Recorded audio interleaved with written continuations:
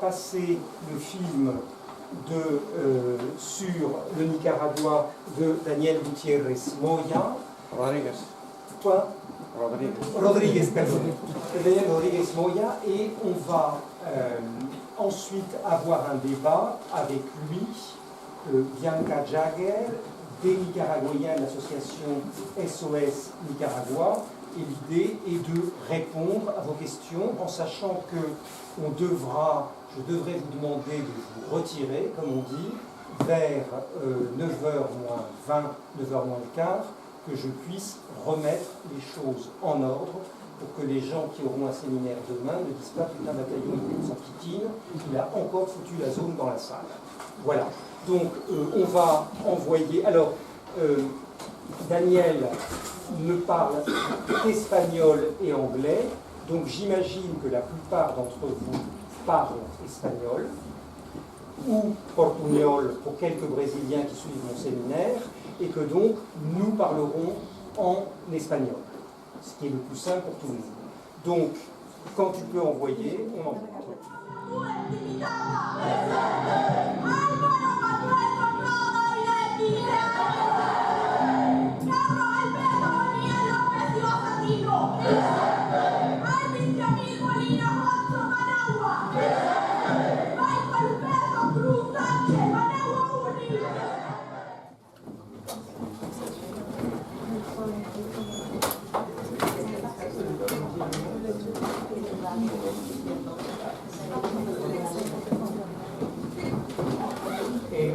Hay dos personas de la mesa que tienen que salir más pronto que nosotros, entonces cuando lleguen hablarán primero Bianca Jagger y Geneviève Garrigós de Amnistía Internacional, y mientras tanto vamos a empezar por unas rondas de preguntas que imagino tienen para Daniel, y después los tres otros que estamos presentes aquí contestaremos también a las preguntas, pero pienso que él tiene que tener la delantera por esta excelente película. Sí, insisto. ¿Quién se lanza y quién tiene pregunta?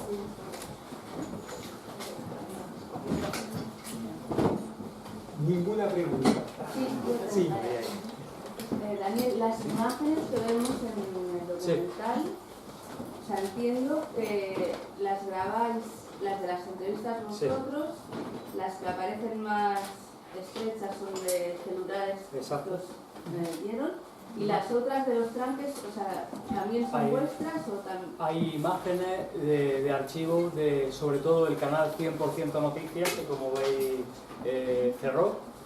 Parte del trabajo de documentación se basó también en bucear en el archivo amplio que tenía 100% Noticias, que nos cedieron, la verdad es que no tengo más que palabras de agradecimiento, con un compromiso por mi parte con ellos que estoy deseando poder cumplir, que no es otro que la película se emita en Nicaragua en 100% Noticias, porque eso querrá decir que 100% Noticias sigue funcionando de manera habitual y en Nicaragua pues se ha acabado la pesadilla.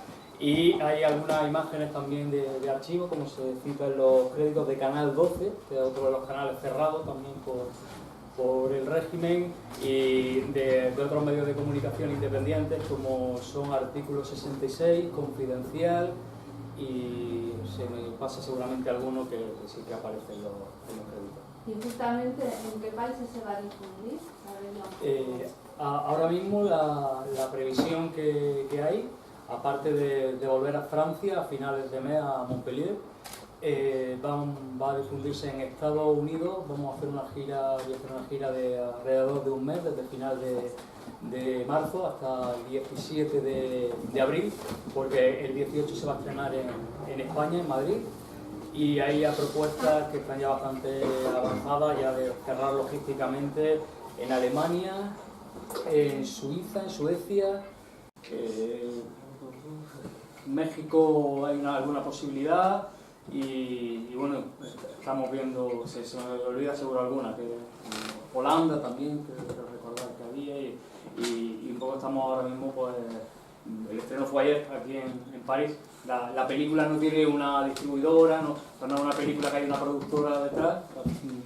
La única persona que hay detrás de la película fui yo y un equipo que me ha ayudado muchísimo, eso tengo que agradecerlo, de gente que se ha implicado muchísimo, que le he pedido como favor a muchísimos de ellos. Aquí, por ejemplo, hay una de las personas, o sea, habéis podido verla hoy en francés porque Florence Jagger, que está por aquí, absolutamente de manera altruista, pues colaboró y con Patricia Fleicol en traducirlo al francés. Igual ha sucedido con las traducciones al inglés, ahora se está traduciendo al italiano, y todo lo que habéis visto no ha sido más que fruto de la solidaridad y la implicación de muchas personas.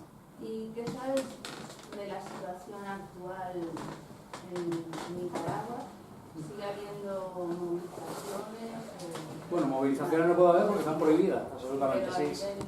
Hay lo que se llaman plantones express de protestas, pero la situación es peor si cabe que lo que hemos visto, ¿no? Porque se ha normalizado la represión, o sea, ya se da por hecho de que las cosas son así, tienen que ser así, se sigue asesinando a personas. Hace apenas unos días, en la región de los Mayagnos, de una tribu del norte de Nicaragua, se ha asesinado a cuatro personas con absoluta impunidad, y sigue habiendo presos políticos. En la película aparece más de un centenar actualmente registrados, porque cuando se edita la película se termina de hacer la edición, pues fue como final de año. Ahora mismo estamos hablando de unos 65 presos políticos, que es el arma con la que juega el régimen. Cuando la presión internacional es grande, se libera a unos cuantos presos políticos, o a gran cantidad de presos políticos, que luego muchos de ellos se vuelven a resecuestrar de nuevo, ¿no? Y en la actualidad son unos 60, 65 presos políticos lo que hay en las cárceles nicaragüenses, donde además se ejercita la tortura. Hay pruebas más que suficientes y testimonios más que suficientes que en esas cárceles, y especialmente a las mujeres con violencia sexual, se tortura en las cárceles nicaragüenses. Esa es la situación actual que como veis, pues dista mucho de ser mejor de lo que hemos visto en la Para entender el movimiento, o sea, la estrategia del gobierno ha hecho que se agotara el movimiento. La estrategia del gobierno ha sido intentar, por tierra, mar y aire, asediar al movimiento hasta cansarlo y acabar con él, pero yo creo que no contaba con que hay una generación de jóvenes que tienen clarísimas las cosas, que está además muy preparada, que tiene unos valores éticos que nadie pensaba que esa generación existía en Nicaragua, porque al contrario, se hablaba de una generación aletargada, una generación que estaba más pendiente de los celulares que de otra cosa, y de pronto a partir del 18 vimos que ni muchísimo menos. Entonces, aunque la estrategia del gobierno es tratar de vender a la comunidad internacional una normalidad, aquí ya no ha pasado nada, aquello fue un golpe de Estado blando y al final se ha conseguido acabar con él y que todo está normal en Nicaragua, eso ni ellos mismos se lo creen. Y lo importante es que la comunidad internacional tampoco se lo crea, y por eso es muy importante que estamos en Francia, miembro de la Comunidad Europea, un miembro importante, un miembro que creo que debe presionar mucho más, igual que mi país, que España y que el resto de la Comunidad Europea, para que el Parlamento Europeo aplique ya de una vez las sanciones que ha aprobado. O sea, el Parlamento Europeo, salvo esa izquierda idiota que decía Sofía Montenegro en la película, esa izquierda que yo pensaba en un momento, al principio de todo esto, que era por ignorancia, por lo que seguían defendiendo al dictador. Una izquierda muy minoritaria, hay que decirlo también. Pero esa izquierda jurásica, al final no hay ignorancia, algo que es muchísimo peor, que se llama dogmatismo, ¿no? Salvo esos minúsculos grupos en el Parlamento Europeo, el resto lo tiene claro. Con mi país no lo tengo yo tan claro después de los últimos acontecimientos respecto a Venezuela y la recepción de la vicepresidenta de Venezuela en España, a pesar de que tiene prohibida su entrada. Pero bueno, independientemente de los giros que pueda dar España, que espero que no se materialicen, desde luego, creo que la Comunidad Europea lo que debe hacer ya de una vez es implementar esas sanciones para que no pueda pasar lo que hace una semana en Madrid, ver pasear con la absoluta impunidad, gastándose el dinero de los nicaragüenses al hijo del dictador, a Laureano Ortega, ese señor que habéis visto cómo maltrata el bel canto, ¿no? Pues ese tipo se paseaba hace unas semanas por Madrid con absoluta impunidad. Eso no puede pasar, y para eso creo que es muy necesaria la implicación mucho más en serio de la Unión Europea. Otra pregunta.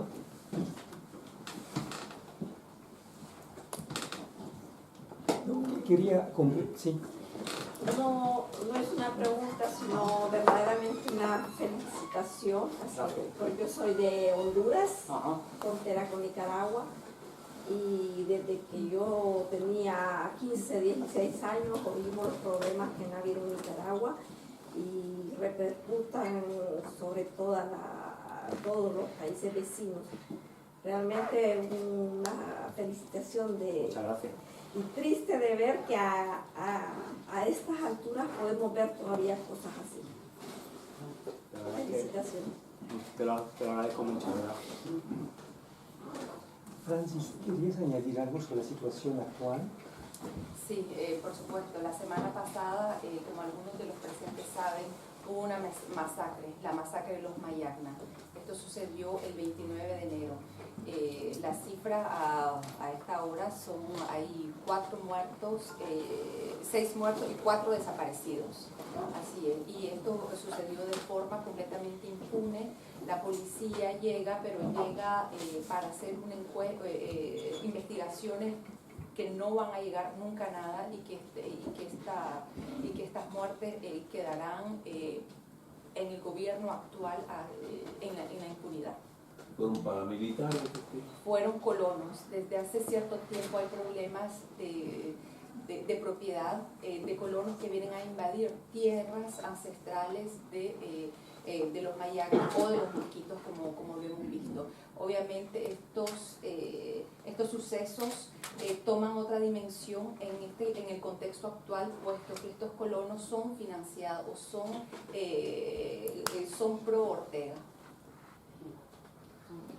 Tienen que pensar que esto se mezcla con 2 historias más largas de Nicaragua. Se inserta en el contexto de insurrección cívica que conoció el país a partir del 2018, que fue reprimida y que perdió una parte de la batalla, es decir, que Ortega no fue obligado a salir, pero fue desmascarado como él y su esposa como una pareja de tiranos, y Ortega no puede salir a cualquier capital latinoamericana hoy en día sin que haya feministas que lo tilden de violadores, y no puede circular, puede ir a Moscú y ser recibido por Putin, puede ir en la República exsoviética de Azerbaiyán, pero en otro lugar no tiene, digamos, derecho de piso.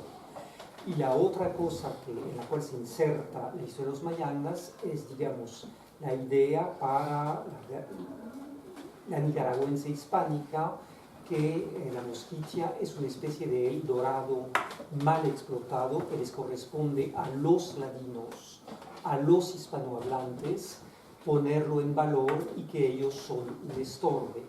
Y diría yo que hay una política existió con Somoza y se aumentó de cierta manera con los sandinistas, y siguió después, que la mejor manera era poner de lado, al margen de la Mosquitia, las 2 etnias que existían, la más importante, que es la Misquita, que representaba 90% de la población indígena, alrededor de 100.000 personas, entre 100 y 120.000 personas, y los Mayagnas, que son entre 10.000 y 15.000 según las estimaciones, y de marginarlos para dar tierra a los colonos hispanohablantes. Y hay una política sumamente cínica después de la guerra civil y del alzamiento en armas de una parte de los misquitos, con una primera organización que se llama Misura Sata, después Misura y después Kizan, es de no aplicar la ley, dejar que los colonos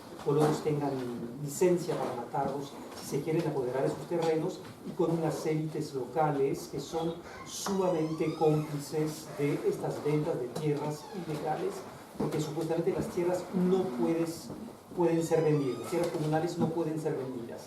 Entonces hay notarios, algunos misquitos, entre ellos un ex líder misquito, que actúan en mancuerno con gente del gobierno central, como gente del gobierno autónomo, entre ellos el hijo de Mirna Cunningham, que fue, esto no se inventa, relatora para los derechos indígenas en la ONU que actúan como mafiosos traficando tierras.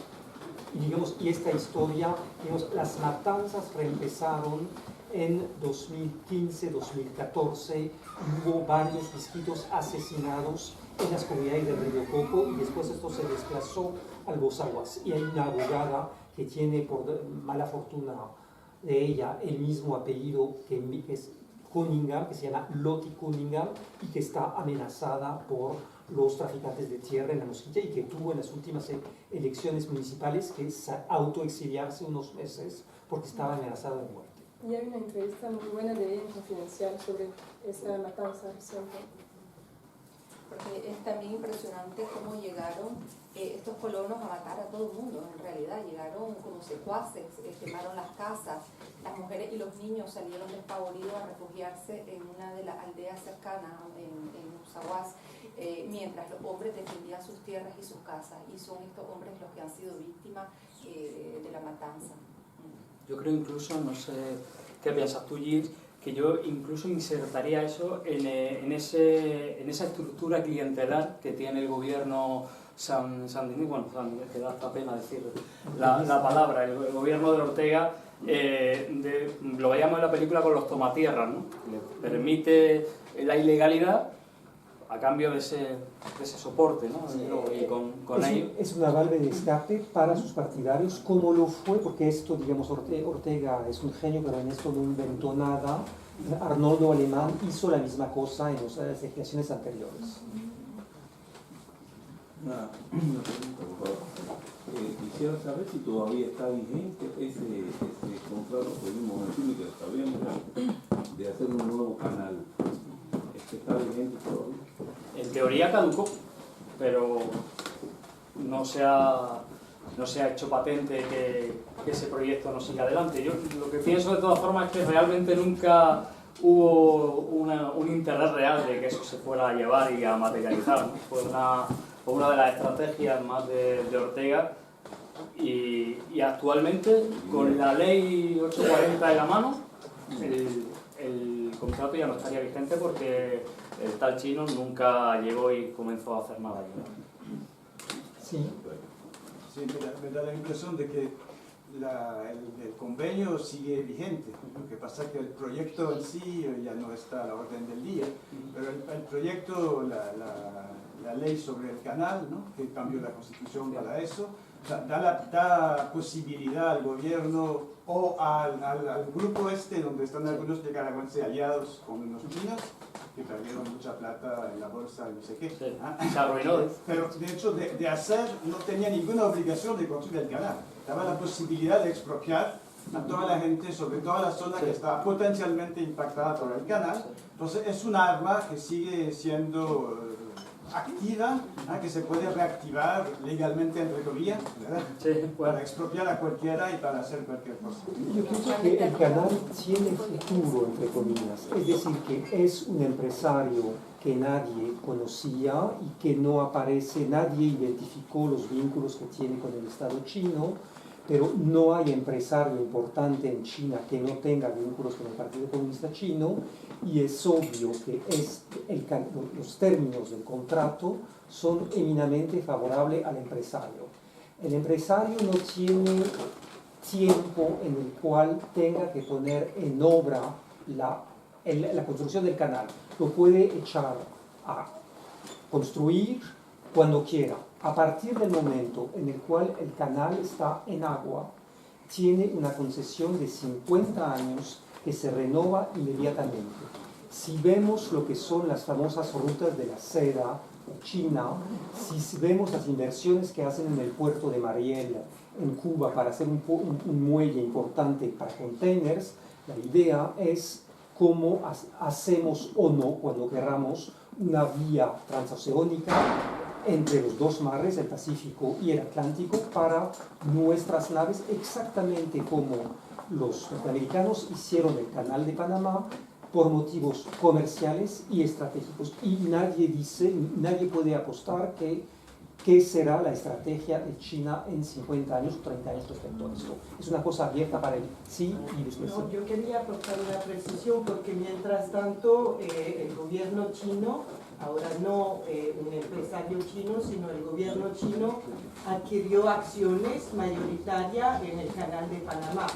O sea, el objetivo ya lo tuvo de alguna manera. Incluso Panamá rompió sus relaciones con Taiwán para emprender relaciones con China, lo cual no es el caso de Nicaragua, que mantiene relaciones con Taiwán y no las tiene con China.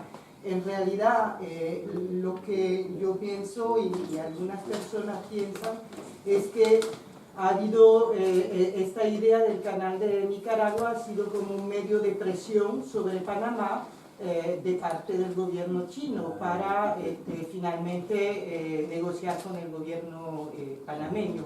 Ahora, lo que sí hay que decir en el caso de Nicaragua es que las tierras que estaban en el probable trazo del canal sí han sido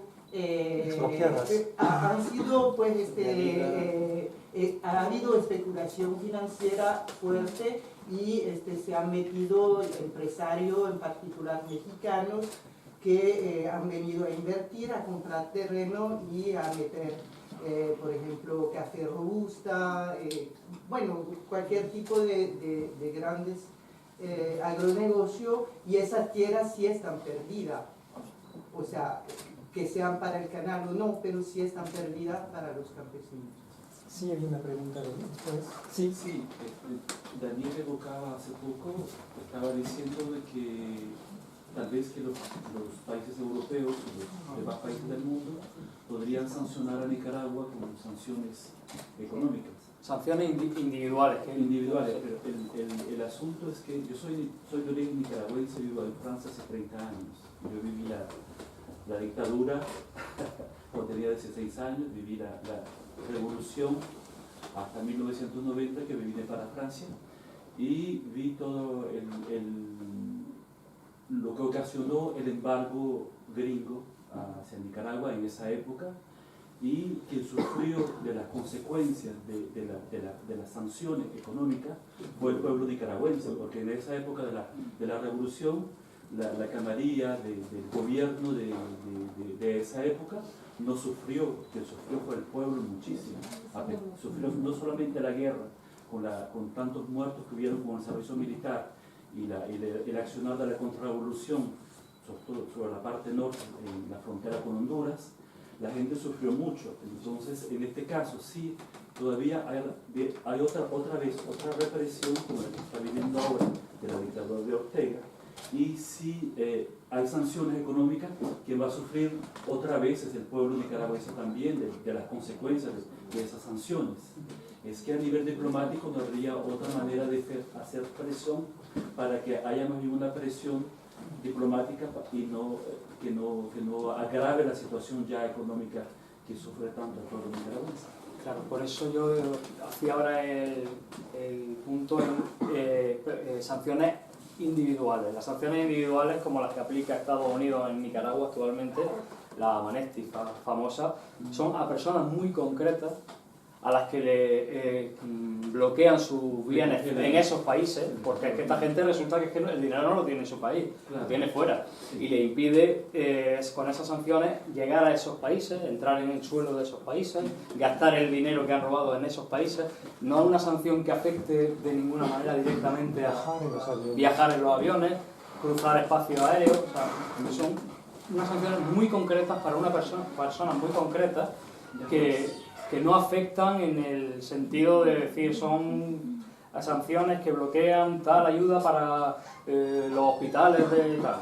No, son unas sanciones a unas personas muy determinadas. Pero ya como lo has ilustrado en la película, el control de los hospitales lo tienen ellos, de todas maneras. Sí.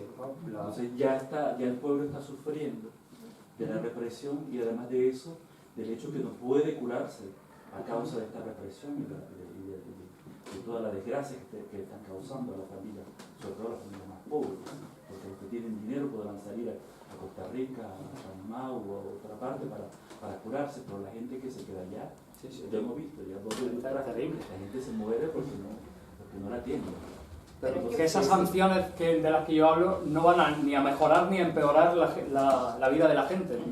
Pero sí fue sancionada la ex ministra de Salud, precisamente, Sonia Castro, precisamente porque se le había negado la entrada a los heridos y los muy heridos de las manifestaciones. La ley norteamericana, esa disposición que digamos, no es un personaje simpático que invitó a usarla en el Parlamento Europeo, es un tipo de extrema derecha italiana, se me da el nombre. La idea es cuando gente está involucrada en crimen de lesa humanidad o está involucrada en desvíos de fondos públicos, se les congela la cuenta y se les prohíbe usar aeronaves del país, de compañías del país que decreta que tienen una instrucción judicial en contra de ellos. Claro, bueno, en ese caso es comprensible, pero bueno. Y eso, como decía Daniel, no cambia nada a la vida del ciudadano silvestre. Yo viví hasta 1990 en Nicaragua, a la época de la llegada de Greta Thunberg, fue muy duro para el pueblo nicaragüense. Pero esto no es un embargo, se designa... Una sanción económica. Se designa personas ad nominem. Ya. Rosario Murillo tiene sus cuentas congeladas en todos los bancos de Estados Unidos y ningún banco en el cual tiene depósitos en España, en Austria, en Francia, en Timbuktu o en Mali, tiene derecho a transitar a través de un banco norteamericano para, por ejemplo, se sabe que todos los giros que se hacen hacia los países latinoamericanos, el 99% de ellos pasan por bancos norteamericanos. Y estas sanciones se aplican precisamente para dar más presión, ya sea para unas elecciones que sean justas, para modificaciones sustanciales, para no continuar con la dictadura de por vida. Claro, gracias. Sí, perdón.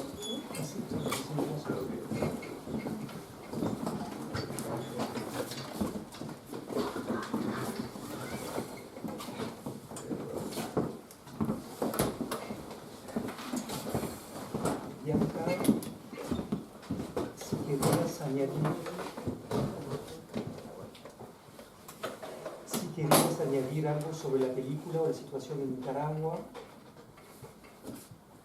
Bueno, estaba hablando ella, ¿no? Sí, pero estaba acabando y habíamos quedado que tú hablaras ahora.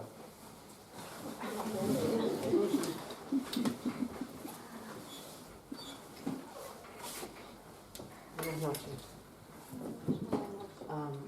Es un placer estar aquí con ustedes y tuvieron el placer de haber visto el documental extraordinario de Daniel,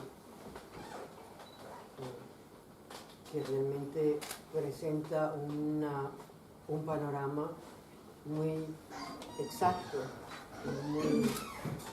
de lo que está ocurriendo en Nicaragua, pero también de lo que sigue ocurriendo en Nicaragua. Y para mí es muy importante estar aquí apoyándolo porque pienso que muchas personas en el resto del mundo piensan que todo está normal en Nicaragua. Y nada está normal en Nicaragua. Eso simplemente es una mentira montada por el gobierno sanguinario de Daniel Ortega. En ese documental, como ustedes vieron, lo interesante es el punto de vista de todos los personajes, todas las personas que le entrevistó a todos los niveles de la sociedad de Nicaragua, para darse cuenta hasta qué punto el movimiento, la revolución pacífica ha sido algo que no solamente es de un grupo político o de un grupo en Nicaragua, pero que está apoyado por los estudiantes, por los campesinos, por los intelectuales, por los periodistas, por la Iglesia Católica, y que todos ellos son víctimas. Y yo les puedo decir que él hizo la película en el mes de agosto y yo estuve en Nicaragua en el mes de abril, finales de abril y el mes de mayo con Amnistía Internacional para presentar un reporte que se llamaba Tirar a Matar. Y mientras estuvimos allí, participamos en una marcha el 30 de mayo, que es el Día de las Madres en Nicaragua, y durante esa marcha asesinaron de la forma como se describía en ese reporte Tirar a Matar, con francotiradores que estaban esperándonos, algunos que estaban en el estadio, y mataron a 18 personas y hirieron a 80. Pero no solamente fue el hecho de que hayan asesinado a esas personas, que hayan herido a esas personas y esos jóvenes, es que también los hospitales donde fueron llevados muchos de ellos no les proveyeron asistencia médica porque había orden del gobierno, que había sido la ministra de Salud, que había dado órdenes que no se diera asistencia médica a ninguno de los que protestaban. Entonces, la película para mí ha sido muy emocionante, es revivir, pero también ver realmente que Nicaragua es un país muy pequeño, solamente de 6 millones de habitantes, pero hay tantas personas extraordinarias a todos los niveles. Y lo veía y me decía yo, qué extraordinario que este país de tan pocas personas tenga todos estos personajes que son tan valientes, tan extraordinarios, como doña Chica Ramírez, como Yoconda Belli, que muchos nicaragüenses están criticando, y quiero decirle a ustedes que esos que le están criticando están errados. Yoconda Belli es una persona de la que deberíamos de estar todos muy honradas de tener como nicaragüense una gran escritora, una gran mujer que apoyó a la revolución sandinista. Bueno, les quiero decir a ustedes que yo, como joven, yo también creí en esa revolución y yo también pienso y me siento traicionada por Daniel Ortega y todos aquellos que traicionaron esa revolución. Entonces, por favor, todos aquellos que están escribiendo esas atrocidades, esos horrores contra Yoconda Belli, les ruego que no hagan. He leído esas comparaciones donde me hacen positivas para mí, negativas para ellas. No, Yoconda Belli es una mujer extraordinaria, como doña Chica Ramírez, como el obispo, que todos esos personajes como Silvio Báez, que tanto admiro, los estudiantes, y bueno, todas las personas a todos los niveles que cubriste en ese documental que tiene tanta profundidad, ¿verdad? Entonces, lo que les quiero decir para terminar y no decir más, es que Nicaragua es una prisión, que el gobierno de Daniel Ortega, estamos viviendo en un estado terrorista. Siempre hablamos del terrorismo, pero sí hay el estado terrorista, y eso es lo que hace, donde han asesinado en los últimos 2 años 40 campesinos, que ha sido documentado por el CENI, documentado cada uno de ellos. Algunos creen que han habido 100, que han habido 7 asesinatos de campesinos, y que en los Mayagna, no sé si ya alguien habló aquí, el 29 de enero hubo una matanza de las poblaciones indígenas, los Mayagna, donde asesinaron a 4, hirieron gravemente a 3 y secuestraron a 10, pero 6 fueron encontrados. Pero lo que les quiero decir es, ya veo que ve su reloj, señor, perdóneme que le diga, pues pero tengo algo que decir todavía. Que les quemaron todas sus casas. Entonces, y que eso ha sido una persecución de los pueblos indígenas en Nicaragua, y que no tienen ninguna protección, de los pueblos indígenas, de los campesinos, de los estudiantes, de los periodistas, de la Iglesia Católica. Eso es el país en el que vivimos en Nicaragua.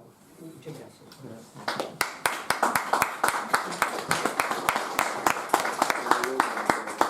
A mí lo que me interesa como nicaragüense es saber y ver que todos los gobiernos, yo tengo 57 años ahora, yo viví 27 años en Nicaragua y 30 en Francia, he visto que ha habido un clientelismo total de la población nicaragüense, y a la población nicaragüense se le ha enseñado a pensar con el estómago y no con la cabeza. Y todos los gobiernos han querido comprar al pueblo con 2 láminas de zinc, o con un saco de arroz, o con 4 paredes de cemento, para calmar a la gente, como lo hemos visto en la película, esa gente que fue a apropiarse de las tierras y que es protegida por el gobierno. Y todos los gobiernos han tenido ese clientelismo terrible de jugar con el estómago de los nicaragüenses y tratar de calmar con unos kilos de arroz o de frijoles o un poco de plástico para hacer las champas y las casas. Y eso es que usted piensa, doña Bianca, que eso hay más salida para Nicaragua, que la gente va a tener más idea de luchar por un país.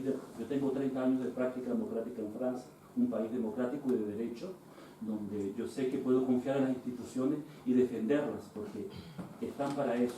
Y la democracia es eso que da derechos y deberes a los ciudadanos y que hace pensar no solamente en el estómago y en las 2 láminas de zinc y en el arroz y en las hojas de plástico que le van a dar para hacer su champa, pero que se prepara para un proyecto que va más allá, que es un proyecto de la sociedad y no solamente un proyecto de la casa. Mira, no podemos solamente acusar a los pueblos. No acuso. No, quiero decir, no digo que esté acusando.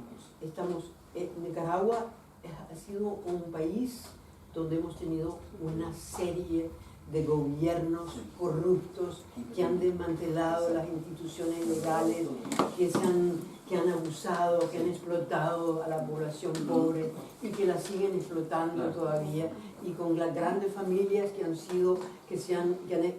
tenido una complicidad y pactos con el gobierno de Daniel Ortega, con el gobierno de Somoza y con los anteriores. Entonces no tenemos una tradición de democracia, eso es cierto, no lo podemos negar. Quiere decir, en estos momentos, ¿cuáles son los grandes líderes de Nicaragua? Es Silvio Báez, que es Monseñor Báez, pero desgraciadamente él no es un político, ni puede ser presidente, porque si fuera presidente inmediatamente votaría por él. O Chica Ramírez, que es una gran mujer, pero ella tampoco, porque ella la han marginado porque es mujer y porque es campesina. Entonces es muy difícil, tenemos que aprender, tenemos que tener una tradición de democracia que no hemos tenido hasta hoy día. Pero no podemos solamente acusar a los pobres y acusar, ¿verdad? Eso es lo que ocurre en los países cuando tenemos dictadura y tenemos... Pues, cuando usted habla de prisión es eso, esos gobiernos imprisionan al pueblo, porque el pueblo tiene hambre, y entonces juegan con eso. Eso es lo que está pasando en Nicaragua en este momento. Sí, aquí en Europa se escucha muchísimo solo de Venezuela, y Nicaragua se ha olvidado. Según su experiencia de defensa de derechos humanos, ¿qué podemos hacer nosotros para volver a traer a Nicaragua en la mira de las personas que toman decisiones y ayudar a traer las sanciones?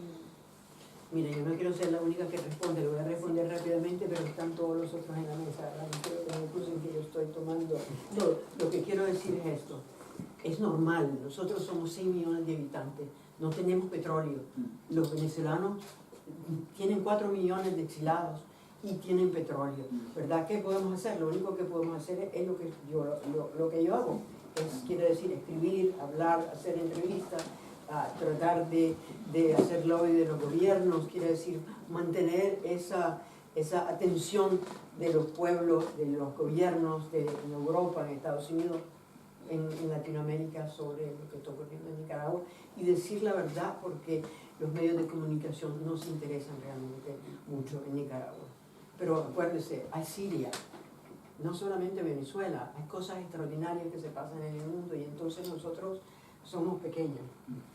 Yo creo de todas formas que querría agradecer que la comunidad nica que está fuera del país esté llevando a cabo el trabajo que está haciendo, y la prueba es hoy, esta reunión que tenemos aquí, la proyección que organizaste ayer desde SOS Nicaragua Francia. Creo que eso está sirviendo para resucitar el tema en los medios de comunicación. Y está claro que si no lo hace la comunidad nica, pues va a ser difícil que alguien lo haga. Y afortunadamente es verdad que hay periodos, y hemos pasado un periodo un poco de cansancio, de ver que pasa el tiempo, que vamos para 2 años y que la cosa pues sigue como sigue y cada vez parece que es más complicado, pero hay que hacer a veces un poco de tripas corazón y seguir adelante y seguir incidiendo desde lo poquito que se puede a un poco más y creo que la comunidad internacional, si somos insistentes, si no dejamos el tema y se sigue haciendo incidencia política con los gobiernos, cada grupo, hay SOS en toda Europa. O sea, yo pertenezco, por ejemplo, a SOS Nicaragua, España, y hace su trabajo. Vosotros en Francia, en Dinamarca, en Suecia, es que hay prácticamente en todos lados. Creo que hay que hacer mucha insistencia y sobre todo no perder el ánimo, aunque es muy difícil. Yo sé, y la mayoría tenéis familia allá también, y la incidencia aquí a veces repercute en amenazas allí, y es muy jodido eso, claro que lo es. Pero si no es así, es que yo no veo otra manera, ¿no? Voy a añadir una barbaridad para ir en el sentido de lo que decían. Si ustedes miran el tamaño de lo que pasa en Nicaragua, el número de muertos en países como Siria, lo que es la muerte de migrantes a través del Mediterráneo, desafortunadamente Nicaragua no queda tan mal parada en los medios. Y lo que a mí me llama mucho la atención es que, digamos, los diarios que hacen la opinión pública en la izquierda, que son más o menos Le Monde y Liberación, saben perfectamente desde años lo que es el régimen de Nicaragua. Y esto se debe al trabajo de los nicaragüenses en el exilio. Es decir, digamos, yo los años pasados jamás fui tan invitado en radios, en televisiones para hablar de Nicaragua. Y tenía 20 años que nadie me hubiera citado a cualquier cosa en cualquier noticiero. Si pasó es porque la gente se movilizó, es porque hay imágenes accesibles de medios como Centro 100 Noticias o de Confidencial, que hay una revista como Envío que está en línea. Hay todo un trabajo de hormiguitas que no se ven tanto y que uno puede basarse en esto para dar informaciones, y este trabajo, digamos, lo hacen la mayoría de la gente que está en esta aula. Y a veces es desesperante, pero es un trabajo que pagó, y que pagó mucho más rápidamente que lo que ustedes imaginaban. Es decir, ustedes todos soñamos que Ortega iba a irse como un ladrón, y que iba a parar en Venezuela, en Cuba o en la Unión Soviética, en la parte más fría de la Unión Soviética, para que goce del clima, pero no pasó así. Pero digamos, ya no hay nadie para defender, y esta izquierda idiota de la cual habla Sofía de manera con mucho juicio, pues esta gente ni se atreve a hablar sobre esto. Es decir, cualquier gente de izquierda te va a decir, sí, es un complot del imperialismo, y la mira sonriendo y dice, bueno, hablemos de otro tema. Acá hay una pregunta. Sí, René, querías... No, sí. Sí, una pregunta. ¿Ustedes qué piensan del silencio de Centroamérica? Desde Guatemala hasta Panamá, que los gobiernos no se pronunciaron ni desde el comienzo, ni en medio, ni ahora. El Salvador sí. Y Costa Rica. Y Costa Rica. Pero, ¿qué sanciones económicas han puesto? Visto que son los principales socios económicos. Costa Rica tiene 80.000 nicaragüenses exilados, ¿verdad? Son una carga enorme para un país tan pequeño como Costa Rica. Y ahora, con las nuevas elecciones en El Salvador, tenemos el apoyo del presidente. El resto, bueno, qué decirles, tal vez con el nuevo gobierno en Guatemala, no sé. En Honduras y Guatemala son dos gobiernos corruptos que se confrontan a movimientos reivindicativos que son del mismo tipo que el que existe en Nicaragua. Entonces, tienen una solidaridad de bandidos.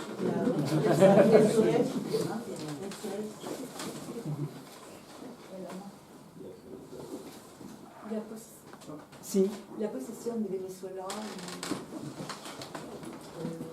Frente a Nicaragua. Fueron los banqueros y los financieros de Ortega. Digo, sin Venezuela, Ortega no se hubiera mantenido en el poder. La crisis es tal en Venezuela que ya no hay este abasto, y que, digamos, todos los impuestos que acaba de poner hasta en cualquier tiendita de la esquina Ortega en los comercios es es un país que está al borde de la bancarrota. Es decir, hay estudios que leí en el vídeo que todos pueden consultar, de que mucha gente tiene ahorritos que $200, que $300, que $1.000, que $2.000 en bancos en dólar convertible. Toda esta gente, cuando empezó la crisis en abril del 18, sacó este dinero y lo pasó a bancos costarricenses, la mayoría de ellos. Es decir, que Nicaragua tiene un problema de tener dólares para pagar cosas. Y que es, digamos, pero Venezuela es un país que está al borde del colapso y que no tiene el poderío que tuvo cuando podía regalar petróleo para comprar apoyos. Sí, si yo puedo añadir, buenas noches, disculpen, continúo con la reunión. Lo que es, cuando se mira desde un punto de vista del respeto de los derechos humanos, hay que ver que finalmente las políticas que se están utilizando para la represión en Nicaragua son del mismo tipo de las que se ven también en Venezuela. Quiero decir con esto que el hecho de criminalizar los movimientos sociales, los obreros, hay un sindicalista que fue arrestado hace muy poco tiempo, la semana pasada, en Venezuela, porque se están buscando los líderes también para realmente criminalizarlos. Y lo que se ve sobre todo con las arrestaciones de los defensores, de los líderes, etc., y el proceso de escarcelamiento, es decir, que dicen que lo liberan, pero no lo liberan. Y lo hemos visto, esa manera de decir que hay un tipo de diálogo que se está negociando para la comunidad internacional. Y cuando se fija a los presos políticos que tenía que Ortega se comprometió con liberar y que la mayoría finalmente fueron únicamente escarcelados, quiere decir que no han tenido juicio, por muchos de ellos ni siquiera saben que se les reprocha y están pendientes. Esa manera de salir de la cárcel para estar en otra cárcel es exactamente lo mismo que se utiliza. Y además todo lo que va a ser la tortura, todo lo que va a ser también la estigmatización, el hecho que se amenaza a la familia y todo, es exactamente el mismo proceso. Y eso es muy importante porque estaban hablando de las izquierdas y bueno, yo trabajo también mucho sobre Venezuela y desde hace años y siempre se nos opone también la cuestión del imperio, pero es cierto que van a decir que es el bloqueo. Yo podría explicar muy bien lo que pasa con el bloqueo en Venezuela y que no es el bloqueo, pero sobre todo llega un momento y pienso que el argumento mayor que se tiene que tener con las personas que siguen buscando razones por las cuales que sea Ortega, que sea Maduro, que sean otros utilizando esos métodos, es que cualquier cosa no se utiliza tortura, no se arresta arbitrariamente, no se desaparecen las personas. Y es exactamente lo mismo que vemos de los dos lados. ¿Otra pregunta? Sí. Tengo otra pregunta para Daniel. Mucho se resaltó obviamente el papel que jugaron los jóvenes en la película y el día de hoy estamos tratando de dar palos de ciego, como decimos en Nicaragua, para tratar de encontrar una salida todavía pacífica. Desafortunadamente los jóvenes, y desde fuera, ahora los que ya estamos fuera, ver el protagonismo de los jóvenes es difícil verlo y pareciera como que si se ha apagado la voz de los jóvenes. Bueno, desde el segundo diálogo ya la presencia de las mujeres no estaba, a pesar de que se decía que estaba detrás. Entonces en la película vemos todo el tiempo el protagonismo y la importancia de los jóvenes, de las mujeres, todo, y hoy desafortunadamente, por lo menos desde afuera, que no estamos ahorita en Nicaragua, pareciera de que ya todo eso no se descartó, pero sí no tiene la misma fuerza que el inicio. ¿Y cómo hacer nosotros para confiar, sobre todo tal vez en un sector privado que nos pareciera que quiere tomar un protagonismo? ¿Cuál es tu opinión y el resto también?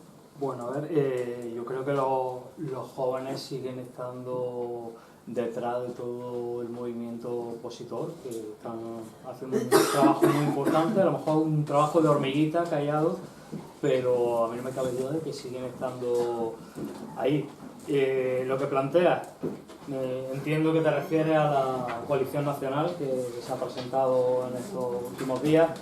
A mí me plantea muchas dudas, me genera muchas dudas también los compañeros de viaje, pero es que estamos en un momento tan importante, además creo especialmente este año 2020, en el que hay que apelar un poco a la confianza y a la generosidad. Es muy difícil confiar en la empresa privada, que lo han mencionado. Si han sido sus aliados hasta hace 2 días. Pero hasta hace 2 días. Eso es una obviedad.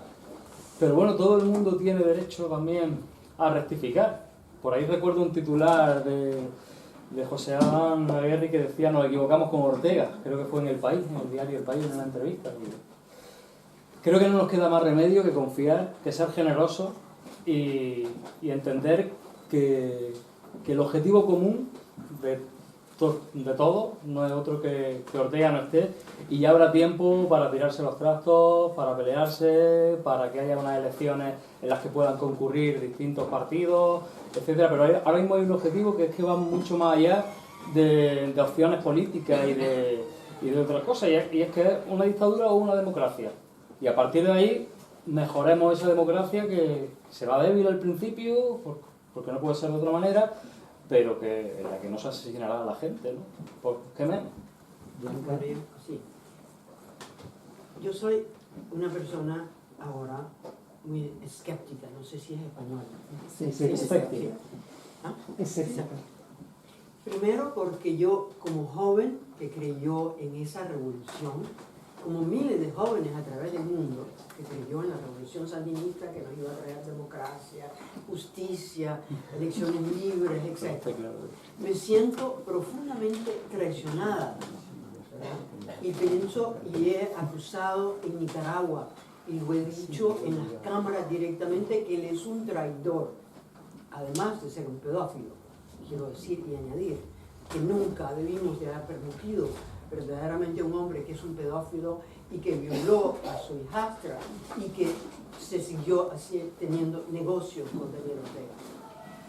Cuando hablamos del sector privado, ¿verdad? Y cuando siempre hablo de esas 5 familias, yo sé que tenemos que tener esperanza, yo sé que tenemos que perdonar, yo sé que tenemos que ver hacia el futuro, pero perdónenme, cuando yo pienso en esas 5 familias que hicieron pactos con Daniel Ortega, que hicieron pactos con Somozaante y que harían pactos con quien fuera, con el diablo, ¿ok? Simplemente, y que permitieron que Daniel Ortega desmantelara las instituciones legales en Nicaragua y que ahora él pueda ser presidente a vida. Entonces, sí, yo estoy abierta y quiero pensar que es posible, pero, ¿verdad? Algunas de esas negociaciones que ha hecho Daniel Ortega es un estratega maléfico, malévolo, ¿verdad? Que ha usado esas negociaciones, como él dice, para ganar tiempo, como lo han hecho los venezolanos, ¿verdad? Pero no realmente porque tenía ninguna intención de que hubiera una negociación honesta en Nicaragua. Con respecto a su pregunta de los estudiantes, que con ellos tengo una relación muy estrecha, porque estuve en Nicaragua y marché con ellos y siempre estoy hablando con ellos y con los campesinos. Los estudiantes hoy día que han sido expulsados de las universidades, que no pueden estudiar, que no tienen dinero para irse del país a estudiar en otro lado, que no se les permite una educación. Daniel Ortega, esa estrategia, como él ha hecho que todos esos líderes de base o los ha matado, o los ha hecho que dejaran el país, o están en las cárceles, o los pone en las cárceles y los saca. Entonces sí, yo quiero tener esperanza, yo quiero ser positiva, pero tengo muchas dificultades. ¿Creo yo en la Alianza Cívica? Bueno, quisiera creer, ¿verdad? Pero la Alianza Cívica también tiene una influencia del sector privado. ¿Quiero creer en una unión en Nicaragua? Sí, quiero creer, ¿verdad? Pero como les dije al comienzo, ¿quiénes son mis líderes? Es el obispo Báez, Chica Ramírez, unos estudiantes como Levi Rugama Artola, otros estudiantes como la joven de Bélgica, ¿cómo se llama? Amalia Copes, de mujeres extraordinarias en Nicaragua que están allí, pero que están abandonadas. Entonces, sí tienes razón en lo que estás diciendo. Entonces, no sé, tenemos que apoyarlos, tenemos que ver cómo es que podemos luchar contra esa estrategia maléfica de Daniel Ortega y Rosario Murillo. Sí, y después, usted. Sí. Yo lo he visto su película con una fuerte emoción, que he seguido de muy cerca todo lo que ha pasado en los últimos años, y viví hace 40 años lo que pasó también en el momento de la revolución en Nicaragua, ¿verdad? Y yo creo que su película merece una difusión mucho más amplia que en pequeños grupos de solidaridad.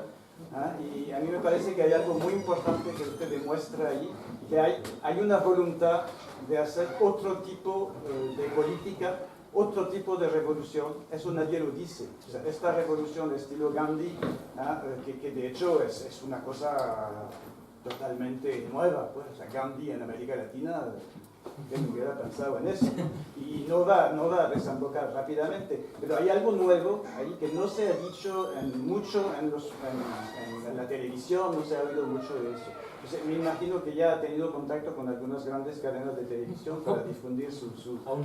Hace poco tiempo me contactaron a mí la gente de arte que está interesada en lo que pasó, en hacer entrevistas con la gente que participó en la revolución.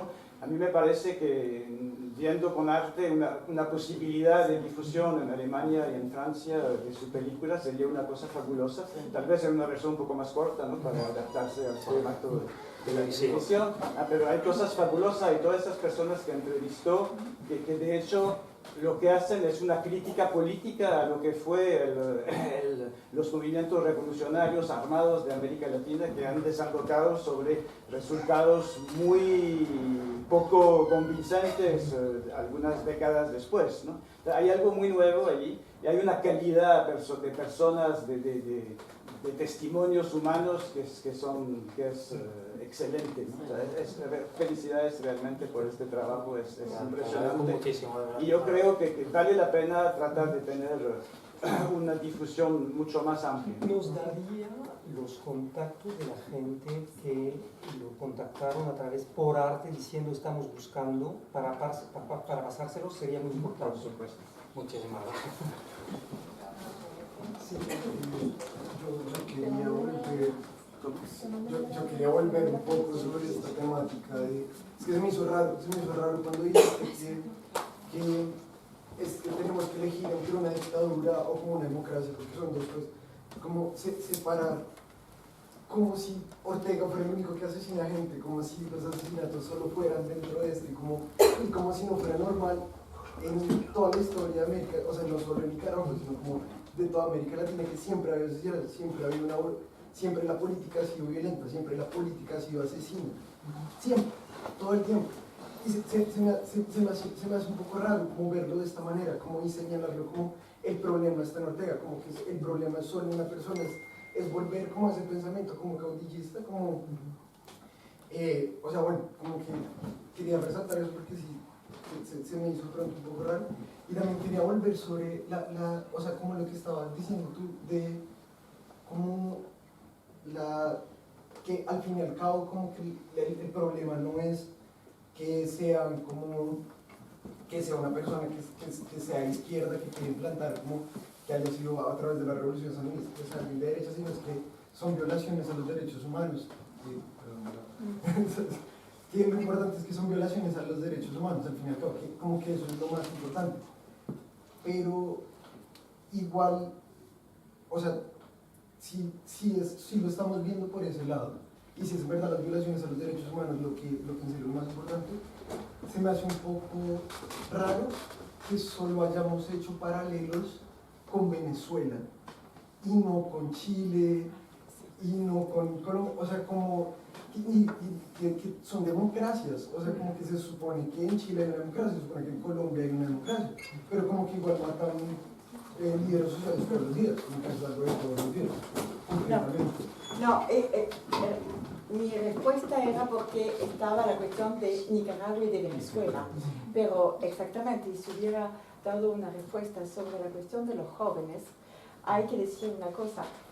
Por supuesto, está la cuestión de Chile hoy, es muy presente, y para mí el paralelo en cómo se están reprimiendo los movimientos de jóvenes, los movimientos de mujeres, que sea en Nicaragua, Venezuela, que sea en Colombia o que sea en Chile, es exactamente el mismo tipo de represión.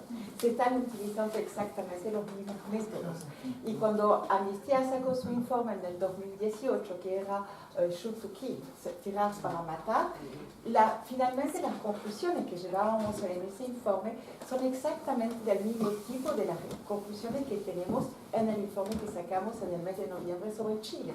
A saber, y se aplica, pero también se aplica aquí, y también se aplica en Hong Kong, y se aplica en Líbano, y se aplica a Argelia. Fue un proceso diferente, pero si se va a Irán, a Egipto, por todos lados, lo que vemos en los videos son los jóvenes con las mujeres, y detrás lo que se hace es, se los castiga, se los daña, porque realmente la política que está utilizada es de castigar y de dañar, y detrás es para disuadir que los movimientos de los jóvenes salgan a las calles.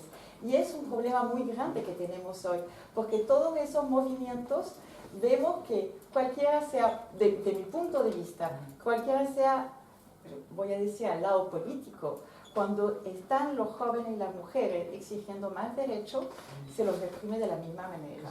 Y pienso que justamente lo que es muy interesante para nosotros es mirar de un punto de vista de derechos humanos, porque entonces para nosotros no es una cuestión de decir la izquierda o la derecha son mejores o peores.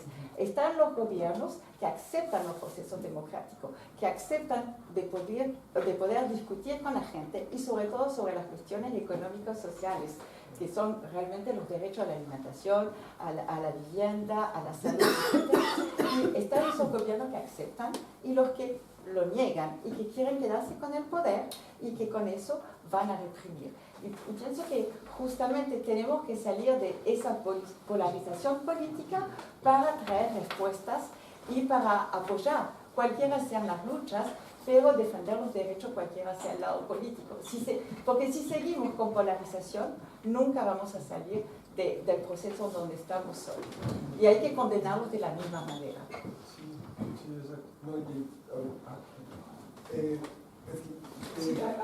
perdón, pero hay varias otras personas que... Sí. Perdón, sí. No, yo quería decirle que está muy bueno porque en ese reportaje que usted ha hecho vimos bien la voluntad de ese pueblo que quiere salir justamente de una dictadura. Y yo vi justo al final del reportaje algo que dijo Daniel Ortega a partir de la que inauguró su elección. Dijo, parece que concretiza lo que es ya evidente, una dictadura. Él dice, no se organizarán elecciones en 2021. Bueno, él dice que ahora dice eso, sí, ¿Cómo va a salir del poder? Dos comentarios. Sí. Uno sobre esta cosa de violación de los derechos humanos. Voy a disentir y a parecer como un viejo reaccionario, pero quiero insistir en algunas cosas. Que se tenga que poner la misma atención a lo que está pasando en Chile como en Bolivia o en Nicaragua, en Venezuela o en México, me parece obvio. Pero hay regímenes políticos que actúan de manera diferente. No tengo ninguna simpatía por el señor Piñera, y si hubiera sido yo chileno, jamás hubiera votado por este segundo. Pero tengo que reconocer que confrontado a un movimiento social, los numeritos de muertos no son los mismos, y hay cálculos estadísticos que merecen ser oídos a veces, es poner el número de la población total, el número de muertes y comparar. Porque digamos, Nicaragua, en los países latinoamericanos, después de México y Colombia, tiene un récord. 6 millones de habitantes, por lo menos 350 muertos para hacer los calculitos fáciles, o 400 si quieren, 400. Si pasamos esto a la escala francesa, son 4.000. Si pasamos esto a la escala mexicana, son 8.000.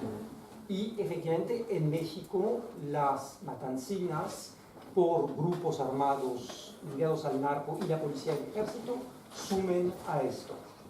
Segunda aclaración. En el gobierno chileno se puede decir que es una trampa y una idiotez, pero Piñera fue obligado de renovar y cambiar su gabinete, de dar marcha atrás y de convocar a una constituyente.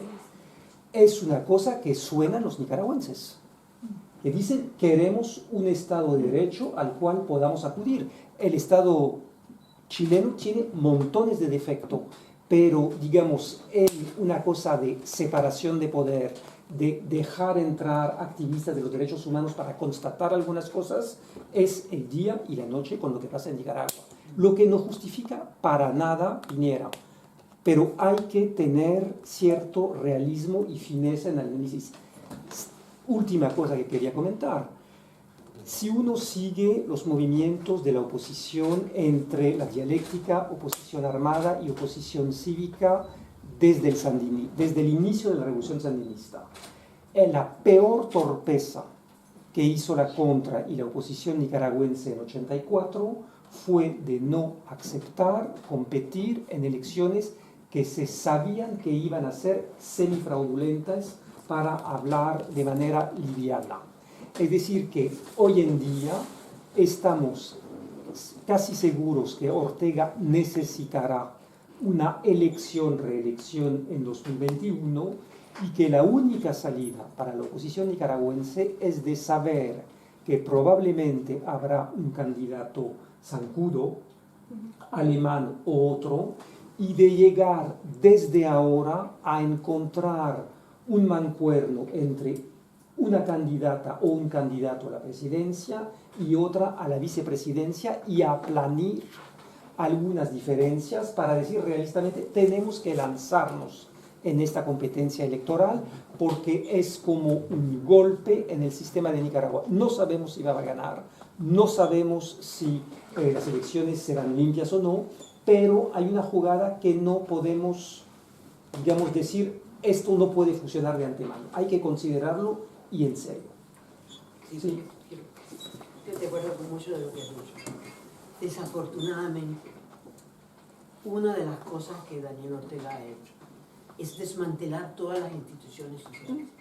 Quiere decir, sin esas reformas, sí podrían participar, aunque tuviéramos un gran líder, con todas las reformas que no hemos, todas, si no tenemos esas reformas, no podemos tener elecciones libres. Quiere decir que nos vamos a prestar simplemente a ese ejercicio para hacer creer al mundo que hubieron elecciones libres, que Daniel Ortega las va a robar. Yo recapacito sobre lo que dice sobre la oposición no haber participado, que fue un error. Pero me digo yo, si hubiesen realmente, si habían las condiciones para ello, para ganar. Yo les cuento algo. En 1990 yo fui a Nicaragua como observadora, pero también como adulta fui de nuevo a estudiar cine en NYU para hacer un documental. Y entonces llegué a Nicaragua y yo estaba al comienzo segura que Daniel Ortega iba a ganar. Pero yo dije, bueno, voy a ir a los mercados, voy a ir a la iglesia y les voy a preguntar a la gente por quiénes van a votar. Y entonces iba a los mercados, tenía todo un equipo de filmar y les preguntaba por quién van a votar. Y la gente que es siempre muy gentil conmigo me decía, pero doña Bianca, usted sabe que nuestro voto es secreto. Yo no sé si ustedes saben que la cosa más importante que usó la UNO era de haber puesto su voto es secreto. Eso fue clave para los nicaragüenses, de saber que su voto era secreto. Y entonces yo buscaba artimañas, a decirle verdad, para ver cómo los hacía decir por quiénes iban a votar.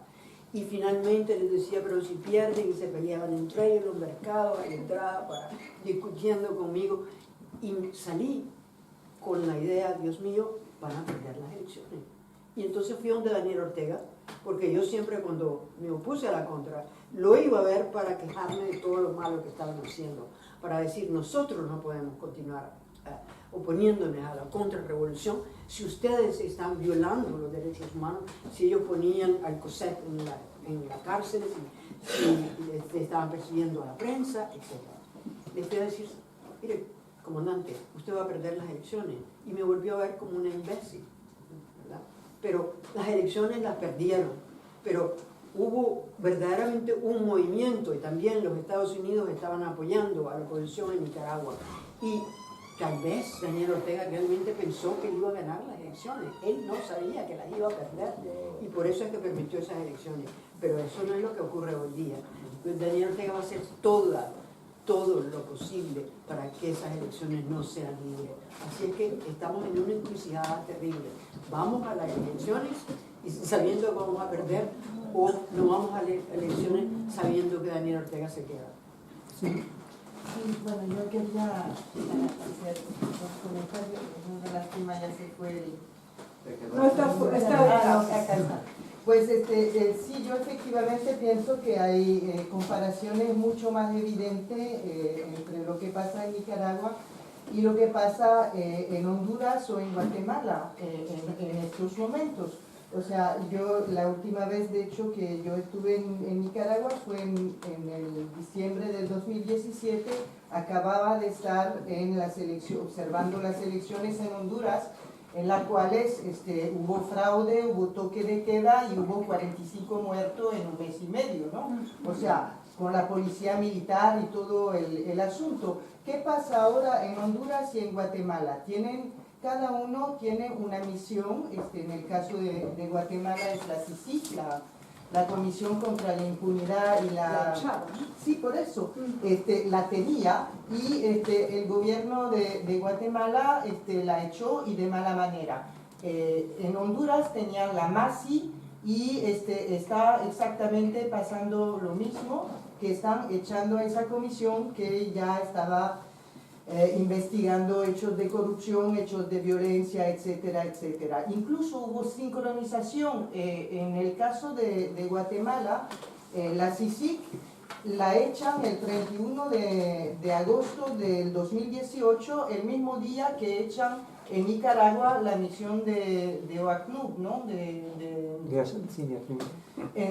O sea, fue una cosa que llamó mucho la atención.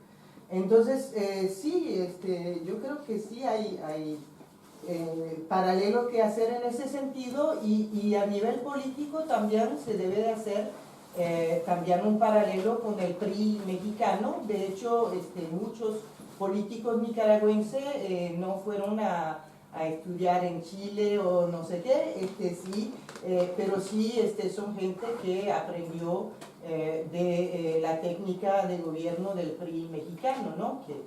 Que se quedó gobernando 70 años, ¿no? Y con mano de hierro. ¿Ah? Con mano de hierro. Exactamente. Y la segunda cosa que quería decir es sobre el tema de lo que se está observando ahora en las expectativas respecto a elecciones o configuraciones, digamos, de a futuro. Yo creo que hay que recordar y hay que entender y mirar bien, y de hecho tu película sí lo muestra, lo que pasó en los primeros momentos del sublevamiento popular. Ahí son gente que se empezó a autoorganizar.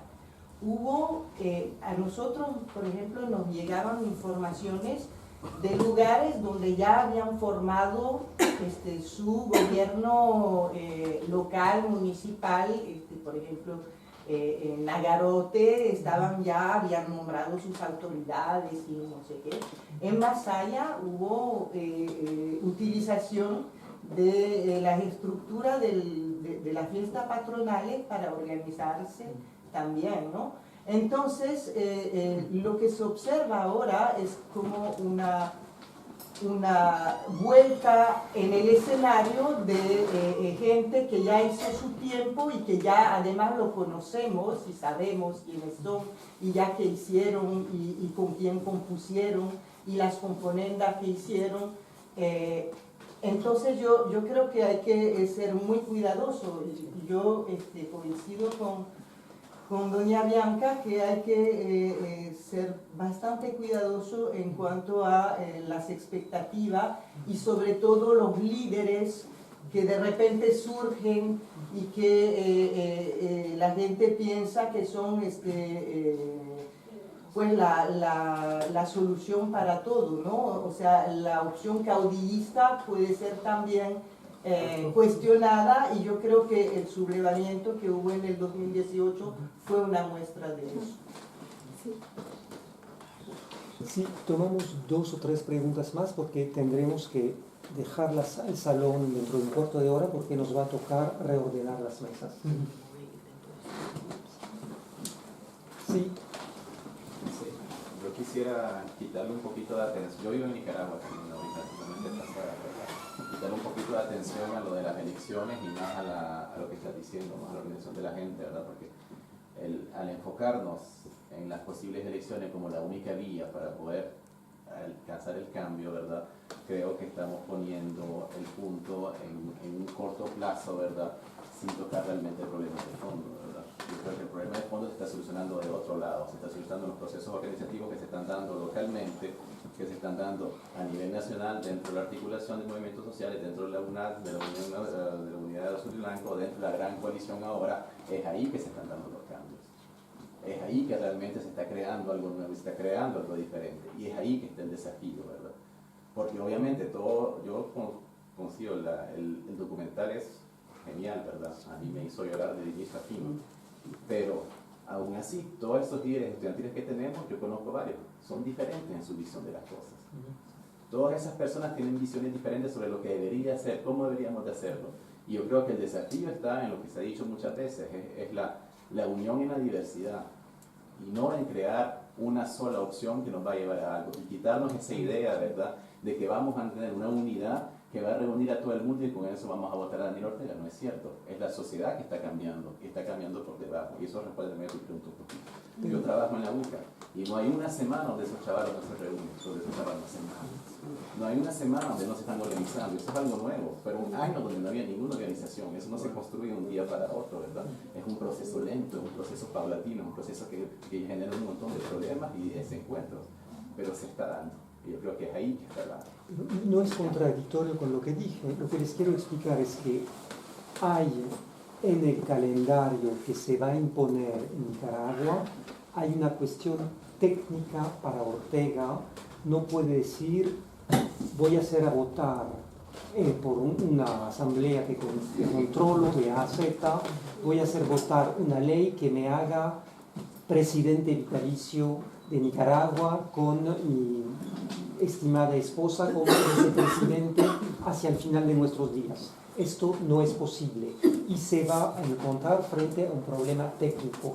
Es obvio que, digamos, y es a mi juicio lo que es muy importante en el movimiento azul y blanco, es que efectivamente hay un sentido de nuevo de la democracia, no solo como elecciones confío en alguien y me deshago de todo, sino como una sociedad inquieta diciendo tenemos derechos a tener derechos, queremos opinar, queremos vigilar, queremos monitorear cómo se manejan las cosas, cómo se gobierna, sea en la alcaldía, sea en un cantón, sea en la asamblea, sea en la presidencia de la República. Esto es un sentimiento muy nuevo en Nicaragua y me parece muy, digamos, llamativo y es muy importante subrayar. Son cosas iguales que, digamos, que señaló un sociólogo como Martuchelli en un libro que se encuentra en internet, que es gratis, se descarga, que se llama Hilos tensados sobre Chile. Pero, digamos, hay que articular las dos perspectivas y, digamos, el movimiento de levantamiento de abril 18 fue un movimiento, por una parte, espontáneo, coordinado, con gente con, digamos, mucha audacia, mucha inteligencia política, y en lo demás quitaron la máscara a Ortega, pero al mismo tiempo no llegaron a obligar a que se vaya. Y el problema es también de encontrar una solución para que se vaya. Porque no todo se va a solucionar porque el señor se ha ido, pero no seamos tontos, también parte del problema está en él. Y su cúpula, digamos. ¿Sí? no sé si va a ser al final una pregunta o solamente un comentario, pero en el conversatorio anterior que tuvimos con Félix Maradiaga, creo que hice la misma pregunta. La clave es encontrar ese puente. Ya lo desenmascaramos, ya sabemos quién es, ya le demostramos la nueva cara al mundo del líder sandinista nicaragüense, que del líder absolutamente no tiene nada. Pero llegar a ese puente mientras toda Nicaragua está sufriendo, todos nos tenemos que llenar de paciencia, ya sabemos. Hay estatutos y cosas porque es política, hay ciertos procesos que se deben de seguir. Félix dijo que una de las barreras más importantes que se encontraba cuando estaban hablando con las Naciones Unidas y en el plano internacional era esta magia de lo que es nuestro movimiento en Nicaragua, que somos autoconvocados. No hay ninguna cabeza. Hay varias cabezas múltiples solamente porque alguien tiene que hablar delante de las cámaras, pero es como él acababa de describir, estudiantes en cada salón reuniéndose, en la esquina de un vecindario reuniéndose para recoger medicina, y cada uno de los nicaragüenses que tiene contacto todavía con Nicaragua sabe lo que está viviendo la nación ahorita. Ahora, la magia sería darle respuesta a esto. Creo que en este momento nadie la tiene, ni siquiera la alianza, que son, podríamos decir, la gente más educada de la nación, buscando soluciones, ni la gente que está en la diáspora, hablando con los representantes internacionales. Ustedes como panelistas estudiosos, con muchísima más experiencia que por lo menos la que tengo yo, me considero que sé cero.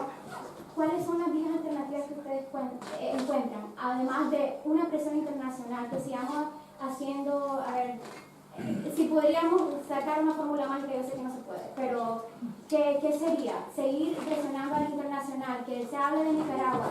El pueblo de Nicaragua, ya sabemos, no quiere guerra. Eso es lo único que cada una de todas esas diferencias que tenemos cada uno de los nicaragüenses, hay una sola cosa en común: nadie quiere armas. Punto. Nadie quiere armas. Y es lo más lindo de nuestro movimiento. Entonces, sabiendo que esa no es la vía, una presión internacional que al mismo tiempo te dice, ajá, sacamos a Ortega pura presión, ¿qué van a hacer después? Cuando estamos tan inestables, ¿cuáles son los siguientes procesos? Cuando tenemos al mismo pueblo, obviamente, porque tiene la bota en el cuello, diciendo, apúrense, alianza, apúrense, no lo queremos ir, no lo queremos ir, y estamos también con esas ganas de que ya basta.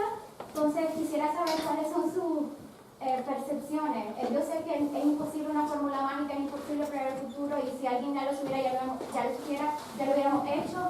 Entonces quisiera saber cuáles son sus comentarios acerca de eso. El diagnóstico lo hiciste tú. Es decir, si tú planteas las disyuntivas con las cuales se confronta la sociedad nicaragüense, y nadie tiene una fórmula mágica. Hay una parte de azar, es que algunos gobiernos europeos tomen en serio el tema. No hay solución mágica que podamos decir, esto es la receta. Es de intentar y de perseverar en algunas cosas, como denunciar lo que está pasando, dando información sobre esto y intentando apoyar a la gente que se está movilizando adentro. Pero se sabe que hoy en día las movilizaciones son cada día más difíciles y costosas para los que se atreven. Una última pregunta. ¿Ustedes creen de que va a haber una continuación de esto, que esa fecha fatal y técnica de las elecciones, se van a dar elecciones, o si el pueblo sale como en Bolivia a luchar su voto, va a haber otra matanza como hubo en el 2018? Es imposible. Digamos, la gran incógnita es también la actitud del ejército, y es obvio que hay negociaciones entre Estados Unidos, el DEA y el ejército nicaragüense, que está involucrado en el tráfico de drogas. Si puedo añadir, porque justamente si no vemos la diferencia entre Nicaragua y Chile y diferentes países, está voy a decir, la solidez de las instituciones. Y cuando uno se fija con los sistemas justamente de caudillos y otros, lo que se ve generalmente es que ponen completamente abajo los sistemas justamente los contrapoderes y todo. Se atacan a los periodistas, pero no solamente esto, la Corte Suprema, el Parlamento y todo, y modifican las constituciones. Y es desde entonces que se tiene que ya reaccionar para no dejar hacer eso. Porque incluso en Brasil o en Estados Unidos, cuando vemos lo que están haciendo, ya sea Trump o Bolsonaro, lo que lo está parando es la Corte Suprema, son los jueces, hay instituciones. El segundo aspecto es, y eso es muy importante lo que has dicho, yo lo he visto sobre muchos países. Cuando se va a hablar al Ministerio de los Asuntos Exteriores, incluso con parlamentarios en Francia y todo eso, te dicen, sí, pero si no hay un jefe de la oposición, se va a volver un caos. Y ellos, eso es un tema muy, muy sensible actualmente, porque cuando se ve lo que pasó en Libia, por ejemplo, eso siempre te lo muestra. Cuando ves lo que pasó en Siria, que es otro ejemplo, estamos fuera de América Latina, pero ellos tienen una visión global y una experiencia global con eso. Y entonces está toda la dificultad, porque si ellos piensan al final que un buen dictador es mejor que un caos. Y entonces, es eso lo que pasa. Hay que decir las cosas como son. Hay que decir las cosas como son. Y es, ¿cómo se puede pensar que se lo sigue apoyando al Sisi en Egipto, cuando uno ve todo lo que está pasando? O con Ben Ali en Tunisia. Sí, pero, y entonces ellos tienen mucho miedo del caos, porque eso no lo saben manejar. Y entonces, eso también hay que pensarlo como autoconvocados, pueden llegar a proponer un sistema con instituciones que va a garantizar finalmente una forma de estabilidad que ellos porque el miedo de ellos está ahí. Y hay que tenerlo muy claro. Les voy a pedir que cerremos aquí porque tengo que reorganizar la mesa y no me vayan a prohibir.